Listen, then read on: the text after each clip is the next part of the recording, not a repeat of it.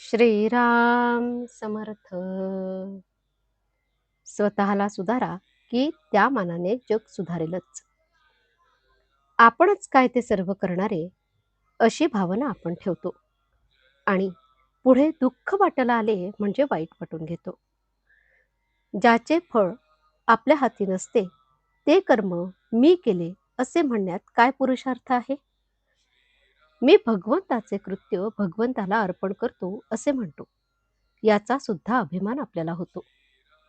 जगात सात्विक वृत्तीने वागणारे पुष्कळ लोक असतात, पण मी करतो हा अभिमान त्यांनाही सुटत नाही. खरोखर नुसत्या कर्माने परमार्थ साधत नाही. करता मी नाही हे समजले म्हणजे सर्व साधते. नसलेले करते पण आपल्याकडे ओढून घेऊन माणूस सुखी किंवा दुःखी होतो. ज्याच्याकडे करते पण आहे त्याला ते देऊन आपण सुख दुःखात राहावे. खोलीतल्या खोलीत जो सुख मानून घेतो तो कैदी खरा सुखात असेल असे आपल्याला वाटते. देहाच्या पलीकडे काही नाही असे मानू लागलो आणि विषयातच सुख पाहू लागलो तर ते त्या कैद्याप्रमाणेच नाही का. पण त्याच्या पलीकडे काही आहे हे त्याला समजले नाही तोपर्यंतच हे सुख वाटेल. एकदा का बाहेरची हवा कैद्याला लागली म्हणजे तो नाही म्हणणार कैदीपणात चांगला म्हणून. त्याचप्रमाणे एकदा भगवंताच्या आनंदाची हवा लागली म्हणजे माणूस नाही विषयात रमणार. चित्त आपल्याला निर्विषय करता येणार नाही, पण ते भगवंताकडे लावता येणार नाही असे नाही. बुजार घोड्याला जसे चुचकारून घेतात तसे मनाला करावे. वृत्ती जिथे पालटायला लागते तिथे सावध राहावे. भगवंताचे स्मरण चुकले की काहीतरी अवघड वाटायला हवे.